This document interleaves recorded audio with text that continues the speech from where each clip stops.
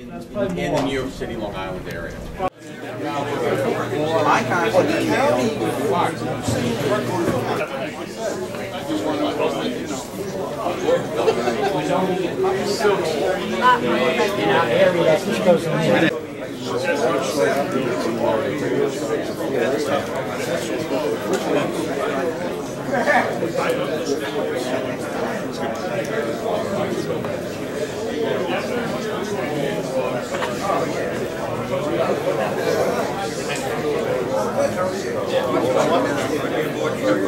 I'd be the only person that comes up on the radio. Oh, sorry. Jammer on there. I temporarily put the radio.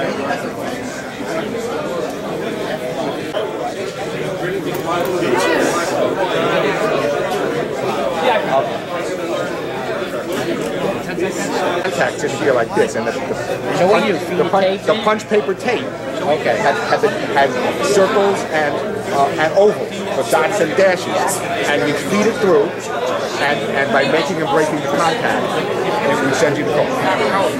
This is from Morse himself. Start here. If you're not, it would be a good idea to attend some meetings and begin to develop a rapport with the Civic Association, so they know who you are really, and introduce yourself. Now, I'm now working on another bill. I'm the national representative for government for AMSAT, and we're working on a bill 3288 right now. And this explains how I'll go about it and how you can go about it. 3288 is ITAR is an International Traffic and Arms Act that's currently an act that's putting us the satellite operators on the munitions list. We cannot communicate. AMSAT North America cannot talk with AMSAT UK, AMSAT DL, or any AMSAT, because if we did, we would be in violation of treason. Because right now, yes. We implemented hardware, for example, mixers, filters, amplifiers, modulators, demodulators, detectors, etc., and are instead implemented by means of software on a personal computer or embedded computing device, blah, blah, blah, blah, blah. So it gets pretty complicated when you look up that definition. Basically, it's taking part of the radio and putting it on your computer. Your front end display, like Rick was saying, the guys that big display, it's beautiful looking at an SDR radio. Because everything is in color and it's right there on your screen. Sound cards, the most DM780 or Digital Master 780. This is a program within the suite or package for working the digital modes. Most people hear ham radio deluxe and right away they think digital modes, and rightfully so. About 90% of the digital modes that amateurs use you can do with the DM780 program. Also, the Ham Radio Deluxe program suite comes with its own logbook. That was transmitting certainly earthbound information, but and there's a wonderful video if you have an opportunity to look at it. We're going to be getting some information about whether we were successful to do an educational launch of a nanosat. There's a lot of competition, but hopefully through the success of ARISAT, that NASA will be able to see, yes, AMSAT could design a satellite that children could use, that not only amateur radio operators are operating through, but children really can benefit from it and can really excite them. So we're really looking forward to that, for sure. And also with the goodie bags, I think there's still some left. And you have two. not necessarily all in the group then? Yeah, not all. Oh, okay. Ours is a membership organization. Right. They have to pay to belong. Oh, okay. I see. So you don't necessarily need to belong to a section, but You don't, but you should. you should. Of course. Well, you're always in the second. Because we are switching away. But you do.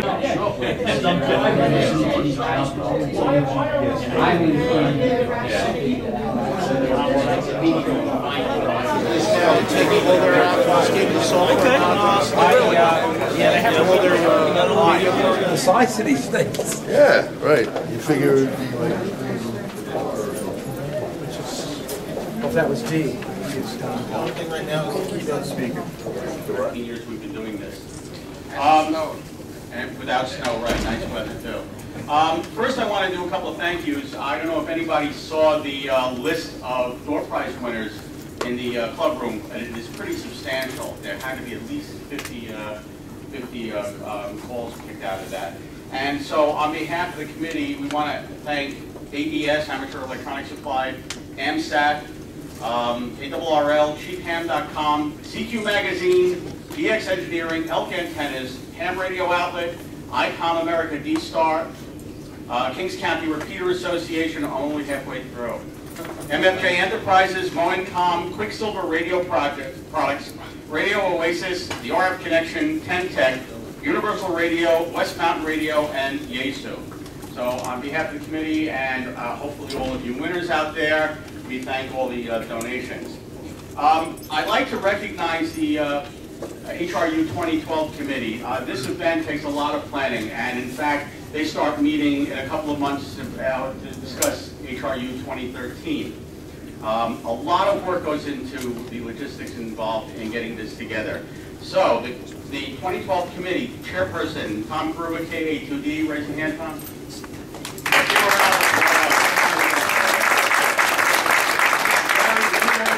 KD2BSL, Gary? Hiding, huh? Okay. Diane Ortiz, K2DO. Diane in here? That's cool. We're not eating lunch. At the front door. She's at the front. Okay. Lance Au at K2EJD. Lance? At the radio, right. George Stranos, N2GA. George. Okay. John Melfi, W2HCB. Art Alterac, WA2KXE. Neil Hepp, KC2KY. Phil Lewis, N2MUN. Rosler, N2STU. There you go, finally. Nancy Rosler, N2TKA. And this poor Schlemiel, me. Mike Lysenko, N2YBB. I don't know. Yeah, that's okay, thanks. All right, also, we needed a lot of help setting this up. Yesterday we came here and we were preempted by the Girl Scouts, but the board also wants to thank N2TKA, W2JGH, WB2COO, K2LI, Stephen Lewis, WB2OQQ and Adele, K2BBQ, WB2QGZ, KC2ZQO, N2OEP, K2RB, N2TEE, and W2ANQ, who came out yesterday to help set up. Thank you all for that. Those of you, I want to thank Bob, K2TV, for running the VE team, and anybody else in here who's a VE for this afternoon's session, please raise your hand. And thank you guys for doing that. The clubs and the organizations who are participating in the club room today, this event couldn't happen without your help, so thank you all for that. Anybody here who's representing a club or involved with a club or an organization, please raise your hand and be recognized. Great. Anybody up? They all sound asleep. You'll wake up, right? Okay, and of course, let's see, Briarcliff College, thank you very much for the use of the facility. And Kings County Repeater Association, who's a club sponsoring this event this year. Again, thank you all for doing that. Okay, so let's move on. It is my pleasure to introduce to you Norm Fusaro, W3IZ.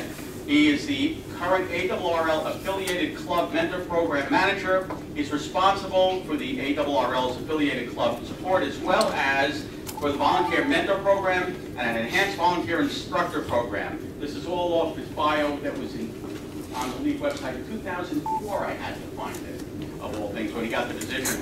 The position was created in 2004 for Norm, who has a long history of elmering many new hams and has also taught ham radio licensing classes.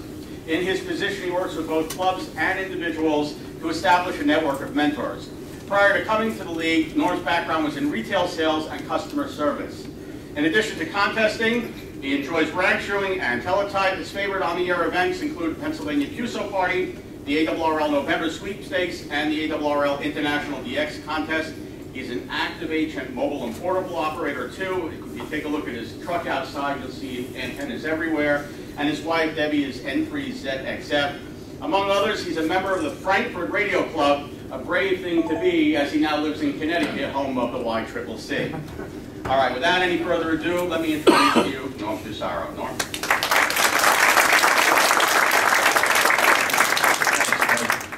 Thank you all for having me. Actually, that bio is pretty old because my position has changed up at the headquarters. I am now the assistant manager of the Member and Volunteer Programs Department. So in addition to all that, I also deal with awards, DXCC, Logbook of the World. If anybody's called for Logbook of the World support, you've either talked to me or Kathy, or if you've emailed Logbook help or anything, you've got a response from me or Kathy. And anyway, it's really great. But what got me started up at headquarters was mentoring. The position was created because they needed somebody that was mentoring. I'll give you a little background. When I grew up, I'm from the Philadelphia area, so I know a lot of you guys want to go out and see the Giants game later on. I really don't care, okay? So, but anyway, I grew up in the Philadelphia area. I was born in Philadelphia and moved to Bucks County suburbs back in '69 or so. And there was a ham radio store right down the street, about 1.25 miles down. It's called Trevo's Electronics, and it was, back when ham radio dealers, it was one of the big ones. And across the street was a little supermarket. By today's standard, wouldn't even be considered a supermarket, and probably like an Aldi market as far as the size. But that's where Mom would go do her grocery shopping, and my brother Mike and I would go across the street to Trevo's Electronics, and we would just look at all this gear, and we would just see all this stuff. We thought this was so cool, and we always got the brush. Go away, kid. This is a grown-up's thing, right? Go away. Don't touch that. Go away. We could never find anybody to armor us. Both my brother Mike and I were interested. My brother Chris could care less. But my brother Mike and I were really lit up by this kind of fascinated dials, radio, talk around the world stuff.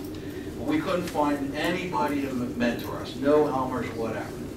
However, when the CD craze came around, Mike and I were into this. And they had no problem taking $500 from a couple of kids to buy an FT101 to use on 11 meters. That wasn't a problem, okay? So that was my introduction into radio, ham radios, and stuff like that. So that's probably one reason why I am so hell-bent on mentoring. My brother eventually got his ticket. I got my ticket. My brother got his ticket. Unfortunately, my brother is a silent key now.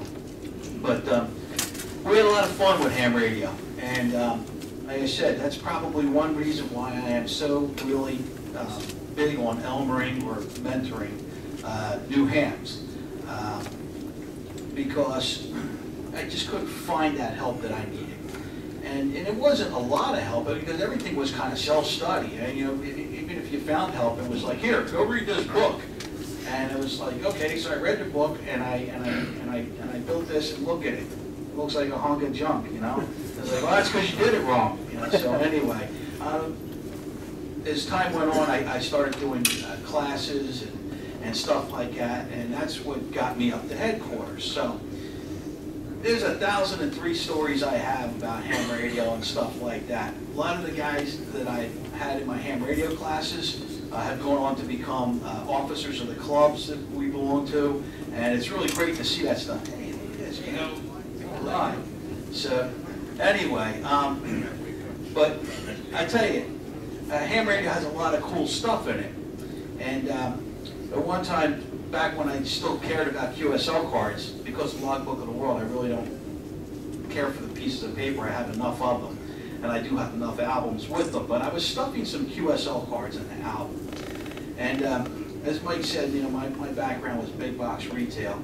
And at the time, I was working with a retailer, and it was an electronics retailer, and I was an operations manager with that company, and we sold video games. Now this is, even online video gaming was only done by the really, really, really nerdy guys. I mean, it wasn't even, it was something the companies were looking forward to, but the computers and stuff just weren't powerful enough. So at the time, one of these games, I think it was PlayStation, or one of these games came out, and we had all these people lined up in our store, the night before, waiting to buy this video game.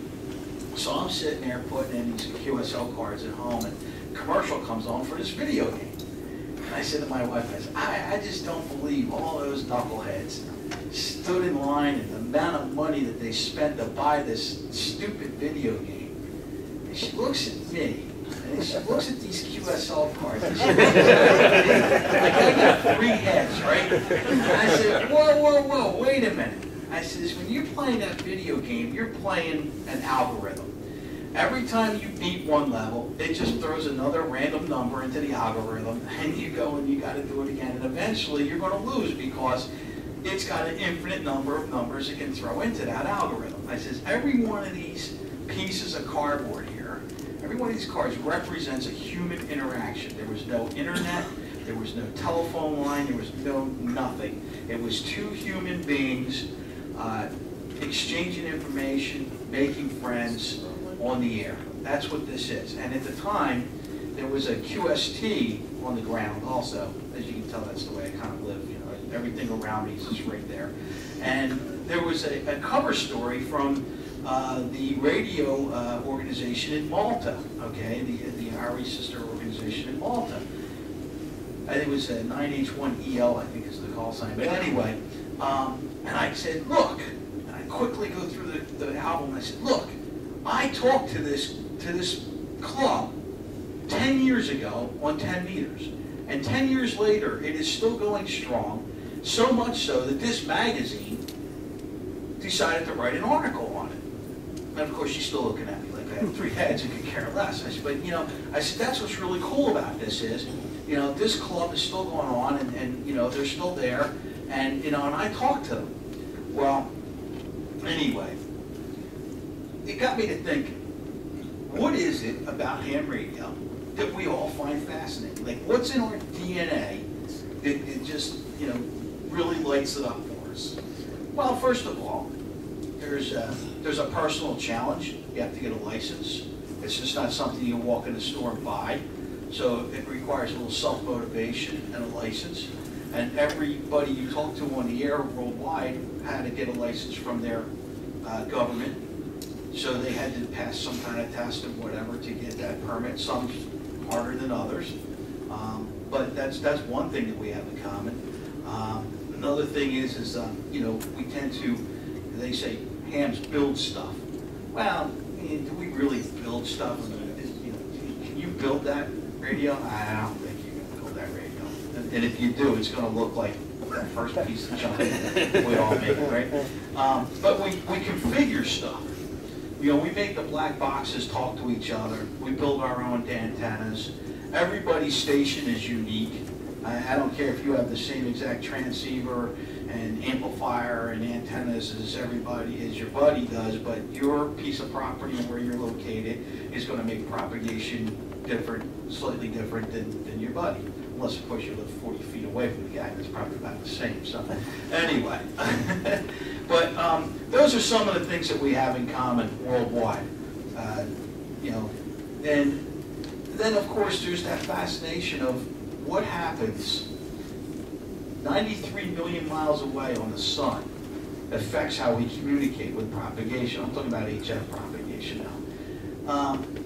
You know, it's kind of like we're taking advantage of a natural thing that we can't see. Kind of like a surfer surfs the waves on the ocean. The surfer can see the waves breaking. Well, we can't see it. We know what's happening because of, you know, the result of how things happen. But we find this fascinating. And every day is different, just like, you know, the ocean waves are different. So you know, you could be on the air today and there could be almost no signals or minimal signals, and you can be on the air tomorrow and it could be totally different. And then, you know, you can have propagation in different places, and it's weird propagation. Just to give you an idea, the other night I was telling, you know, Dave Patton at work, I said, man, I said, what, the VU2 on 40 meters, and I actually had the antenna based northwest. You know, I don't have a vertical array that I can switch around. I said, and the antenna was northwest. I said, which was kind of strange. And he says, it is strange. I said, but it was some kind of skewed propagation. And I said, it was legitimate contact because, you know, the guy gave me his name and everything like that. And it was just a 599 exchange.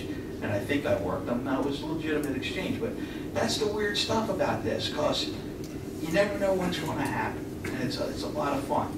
Little on top of all that technical stuff and the magic mumbo jumbo that happens in the air, there's always the friendships that we make on the air. And, you know, one time I was on 20 meters and I'm chatting with a guy, you know, we're just having the typical, you know, volley back and forth, my rig is blah, blah, blah, blah, blah, blah. And all of a sudden the guy, this guy Merrill, comes in, and Merrill was a member of Frankfurt Radio Club, lived up in the New Jersey area, and he had since moved to Florida. So, you know, we get to chatting and blah, blah, blah, what's going on, how you been, da, da, da, da. And we're probably about 20 minutes, 73, QSL card off to him, and that's it. So just before I'm ready to move up to Connecticut, you know, everything's all packed up, it's all gone and everything, and the very last day we're leaving the house, the mail comes for that day. It's the last mail delivery to our house in Pennsylvania. And we did like this. Went right into the box of last minute stuff, got packed up, and we drove up. So of course, that's one of the first boxes that we unpacked. Lo and behold, in there was the QSL card from Merrill with an apology for being so late on the QSL. So I threw that QSL card with a couple others in a pile of stuff, took it to my new job, my new office, and of course they gave me this dungeon of a room. I swear to God, it was really terrible. Right? But anyway, I go in and there's nothing on the wall, so I figure, well, why not hang some QSL cards on the wall? So I grabbed this stack of cards, not just the ones that came in, but some other cards that were there. And as I picked them up, they went poof, all over the ground. And you know what slid out on the top of there? Was a QSL card from the same guy from Merrill when he was a KA2 something, from a 2-meter FM contact that we had when we were both technicians, like, I don't know, 20 years ago. And I thought it was really cool, man. Here's a guy 20 years later, I run into him on 20 meters. And I got 1,000 stories like that, because you just never know all the cool people you're going to meet when you're in ham radio. And that's one of the things that makes it exciting for me. So, so when I had this opportunity to go up and work for headquarters and, you know, mentoring and clubs, because, you know, like I said, I always believe clubs is where the rubber meets the road. I've been a club guy ever since I got my first ticket, and I've been active in all kinds of clubs. So when I got this opportunity, I thought it was really cool. Because, you know, I've always been a league person too, and I'm not going to sit up here and, you know, wave the league flag and tell you rah, rah, rah, but really, the stuff that the league does for ham radio, whether you're a member or not, you still benefit from what the league does. And, you know, whether it's the stuff we do in Washington, or stuff we do for clubs, or for awards, I mean, you know, think of all the cool stuff. DXCC, the premier award worldwide. You know, people are chasing this award. By the way, I don't know if you know, but this year's the 75th anniversary of DXCC. And we have a special DXCC Challenge Award going on right now. And it's based on the original 1937 list of DXCC countries. So if you're not participating in this, or you haven't heard about it, go to our website, check it out. It's under awards. And it's a really cool event to celebrate DXCC, which again goes to show, we've been doing this for a long, long time. And anybody's been a ham for more than a day has heard this question. Hey, how far can you talk on that radio, right? So, it's a good way to prove it. So, but anyway, it was really cool to get this opportunity to go up there and work in there. And it wasn't long before, you know, they found that I had other talents too. So they just kept heaping on more and more stuff that I could do. But the clubs and Elmering is still, you know, kind of the basis and the backbone of what I enjoy in ham radio. And I'm active in my own local radio club up there in Connecticut, what have you. So anyway, I was kind of going off on a tangent there about the DXCC thing, because that's another area that I work in awards. And, you know, the league has been around a long time, coming up on a 100th anniversary. And it was in 1935 that DeSoto wrote an article about kind of keeping score of how many countries you work in, and eventually 1937 is when the original award came out, right? But the league has been around coming up on 100 years, and it's funny because if you read eHam or anything else, I mean, you know, ham radio's dying. I mean, we know it's dying. It's got coffin nails, blah blah blah blah. Even though licenses are at all-time high, you know, activity. You know, the sidewalk intellectuals on eHam have the, you know, ham radio's dying, and you can go through any QST from any decade, and you will read the same arguments over and over and over again. It's like just a bunch of yentas just going on and on and on and on. You know, it's just gonna, you know, it was the AMers versus the CW guys, right? Then it was in the 1950s. It was the novices. Who came up with that dumb idea for novices? Like, hey, how many in here came into ham radio through the novice ticket? Yeah, look at that. Yeah, that was a dumb idea, wasn't it? But you know, somebody always knows better somehow, right? And you can go through, it's so funny because, let me ask this question. I know you guys are doing an Echo Link and IRLP and stuff out there, but you know, I'm not going to chastise anybody, but how many really think that Echo Link is not ham radio? Okay, okay. We have one honest person. But really, I was thumbing through doing some research, and I came across an article in 1937, August 1937 QST. You go online and look this up in the archives. I think if you just type in August 1937 as the date and the month, and I think if you put in the keyword relay, it might get you the article. But basically, the idea was to set up a system of relay stations, because remember, that's where American Radio Relay League came from. You couldn't make the hop across the pond or even across the country back with the equipment they were using. They used to relay messages back, you know, forth. That's the way it was all set up. The concept was coming up with being able to operate a station remotely 100 miles away, or being able to send out your signal on 20 meters and be able to hear it on 40 meters through a series of relay stations. So I keep saying, and then what they proposed doing was using 50 megahertz relays and stuff like that. But the thing was, the idea was there, the concept was there. And if the guys who invented ham radio think that's ham radio, then by Jove, it's ham radio. They just didn't even have the technology. They didn't even have a transistor back then, let alone a computer chip. You know, the internet, I mean, that was Jules Verne's kind of, you know, thinking. But that's the kind of thinking that was going on back then. I look at Maxim. Maxim are probably really, really, really proud to see this organization to be 100 years. Now, you know, we're all familiar with Hiram Percy Maxim. From the photographs we see, he kind of looks like a starched up guy with his gray hair and his gray mustache, you know. But actually, the guy was a real forward thinker. The guy was an innovator. He moved in the circles of, you know, Harvey Firestone, Henry Ford, Goodrich, Westinghouse. I mean, this guy was really on top of stuff. His father was an inventor. He was an inventor. I don't know if you know this, but Maxim actually launched the automobile industry. Yes, yes. The guy's shaking his head, yes. Everybody gives credit to Henry Ford. Henry Ford came up with the assembly line. Okay, that's what really made Henry Ford famous. But actually, Maxim launched the automobile industry with Pope Manufacturing with I think it was a 3-cylinder automobile he came up with. He also partnered with Goodrich of the Goodrich Tire and Rubber Company to come up with an electric automobile.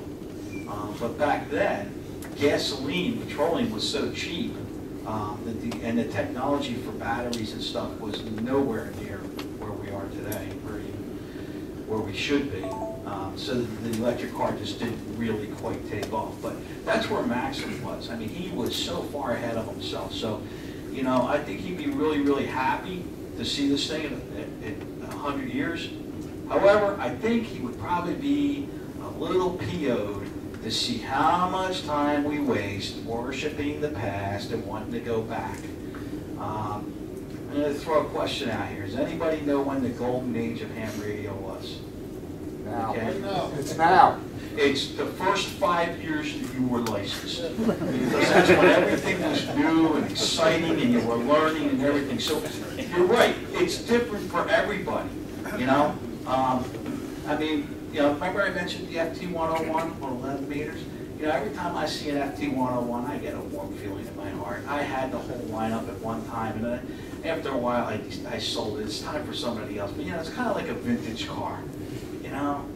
Think of whatever car it was when you were in high school, you used to, you know, race down the street, you used to pick up your girlfriend in or whatever.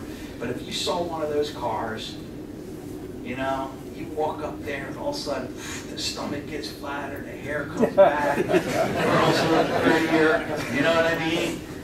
You turn on the radio and the music's coming out of it the same as when you left it 30, 40 years ago, whatever it was. And the same thing, you know, you turn on that radio, that old Collins, that old Kenwood, that old Yates, whatever it is that you cut your teeth on. And the thing's a drip box, and it's this and that and the other thing. I mean, God, this little icon thing here could probably run circles around some of that stuff that we had back then. And look at the package it's in, right? But when you turn it on, you expect to hear the same thing you heard back when you turned it off. Unfortunately, it doesn't work that way. Things are a lot different today. If you think about it, you know, you got some really great technology going on right now in ham radio. The internet killed ham radio, right?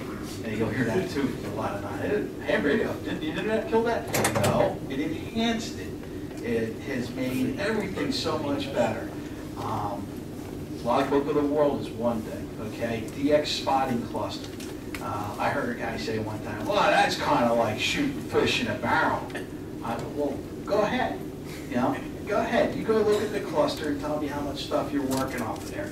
Because preceding the DX Summit and the DX cluster was the DX packet cluster, right? How many remember all that, right? It was when you used to get a package, right? And that used to come through, you know, a 2-meter link or a 440 link or something like that. And before that, you used to have the 2 ringers. Okay? And for those who don't know what a 2-ringer is, that's when your phone would ring 2 times, and that was a signal from your buddy telling you that there's DX on, go downstairs and work it. Of course, you weren't answering the phone because that meant he would have to pay a toll call. Okay? So that's why it was a 2-ringer. So if you heard the phone ring 2 times, that meant you down the shack and go down to the low end 20 meters, and there's probably DX on there. So anyway. But yeah, so the technology has just enhanced what we've always done. Again, guys are playing with some digital stuff today. I mean, think about the digital modes we have. You know, WSJT, PSK, Libya, MT63, all this stuff. Was it Tom? Was it you we were talking about earlier about somebody mentioned about, you know, receiving signals below the noise level, and it was just a concept. Yeah, it was okay. It was it was just a concept. It was an April Fool's joke article in 1964, 73 magazine. You know, 64. Again, where was the microprocessor at the time? You know, here it is. We're living it, man. We're living in a world. We don't have flying cars. Thank God, if you knew this way. People drive. But look at all the cool stuff that we have. Excuse me. But it's a great time to be in ham radio. And it was a great time to be in ham radio in the 60s, and it was a great time to be in ham radio in the 50s. A lot of young guys got their start in the 50s. I understand that. Unfortunately, I wasn't born until 58. So, you know what? I wasn't a teenager in the 50s. But a lot of young guys did get their start, and fortunately there was a thing called the Cold War, which allowed, and a space program, which allowed them great opportunities in engineering, okay? And, you know, if it wasn't ham radio, they wouldn't have been reduced to that. Today, when you have youngsters getting involved, you know, we try to show them ham radio the way it used to be instead of what it is today. The education technology program that the league runs is a great way to introduce youngsters to technology, not just ham radio, but technology. And then it'll allow them to make career decisions and educational choices that'll, you know, lead to a career path in technology.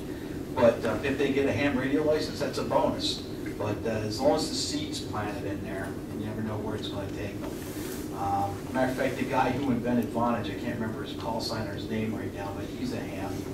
And it's funny because his kids are not hams, they're young kids, little kids, right? But they're internet kids. And he said they knew, even before they could read or write, that if you put .com behind anything, chances are you can find something. And he was telling the story that they like Thomas the Tank Engine.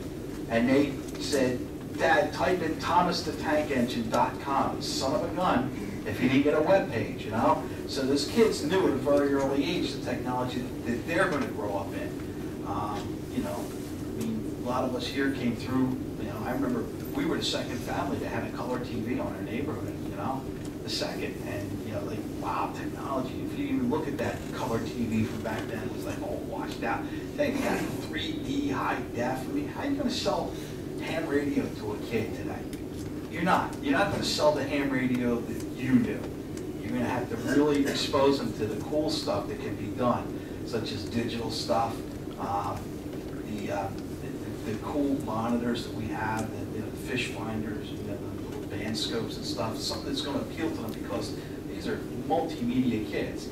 But again, one thing that's never going to change is the friendships you're going to make in ham radio. And whether it's, you know, through a repeater or through HF contact or through Echolink or whatever it is, you're going to meet people and make friends and have friends for life.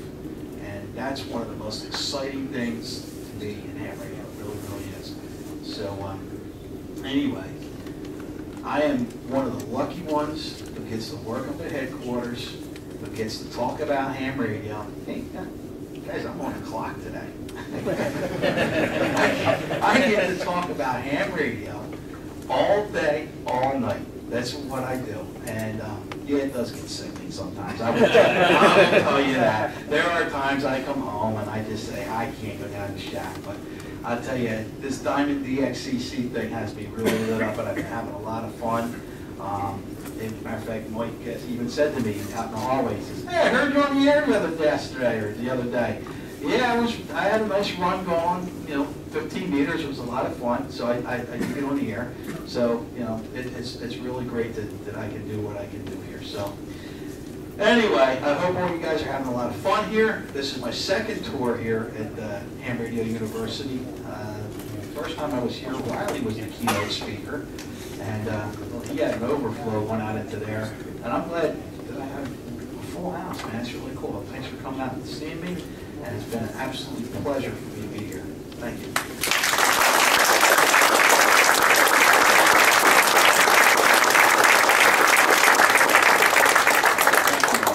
I just typed in thomastheTankEngine.com. Got nasty stuff on there. We have something really special today that I think you get a big kick out of. Hurricane Irene last year was the first real activation that we had for emergency communications in many years. And we had people who participated on the ham radio side that generally you wouldn't think of participating. One person in particular is Jennifer Melfi, KC2TME. Hey, Jennifer, where are you? Everybody take a look around at her while I read this. Jennifer was 13 years old at the time, and she acted as the net control operator for the town of Babylon Aries Races for most of the net.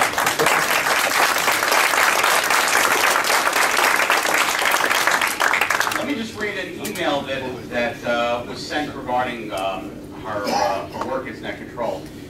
This goes, I am scanning the local repeaters here from southern Westchester County. This was, by the way, this was written on August 27th at 2:44 p.m., just as the storm was about to hit.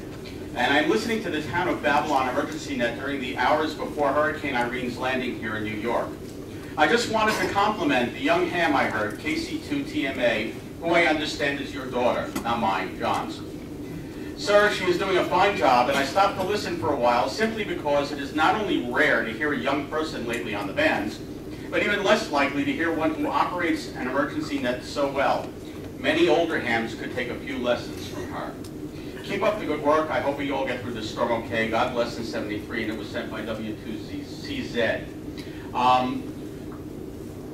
Jennifer really deserves the kind of recognition that we would hope that all of us would participate in. And it's so unusual in somebody so young to be able to do something in such a mature manner. I would like to introduce, is he here? Yeah, he's coming right now. Okay. All right, I'll wait.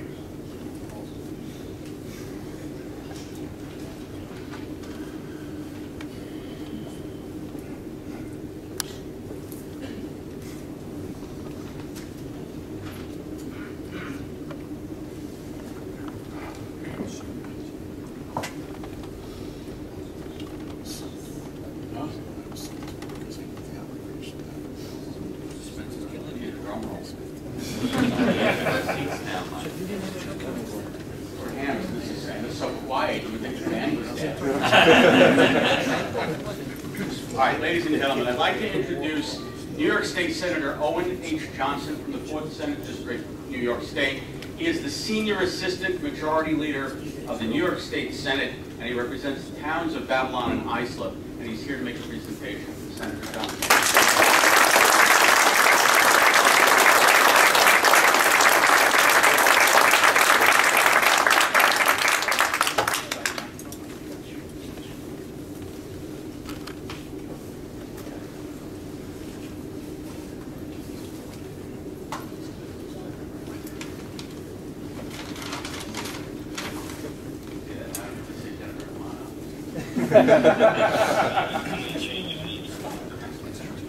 Like I say, good afternoon.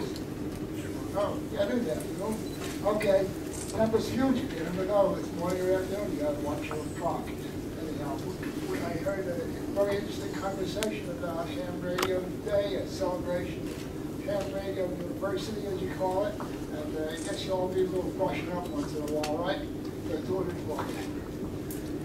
For my part, I know what it's all about. I mean, I've heard of it. I have never participated in it.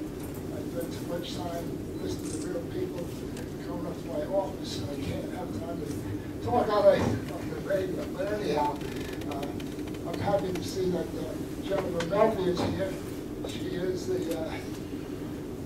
granddaughter of a lady that I knew when she grew up, when she was a little baby. I was a little bit older than a baby. And I got a child, and the child's got a child, and the child is Jennifer, and she's here, and she does some wonderful things. You know, we all hear about the accidents that happen, like 911 is a particular example, I think, where they couldn't get in touch with everybody at the right time to get the firemen and policemen and everyone over there to deal with the problem of going up that building. And that demonstrated the necessity and the very value that we have in our ham radio operators. And she did great things. 13 years old, and she volunteered her time. I should have known this award. So she volunteered to the town of Babylon Emergency Operations Center as an amateur radio operator, called the volunteers at the time of the storm on the August 27th to 28th. And she performed a valuable service there. And I think she's probably the youngest person that was there operating ham radio. And we had to congratulate her, present her with this citation, recognizing her for her acts.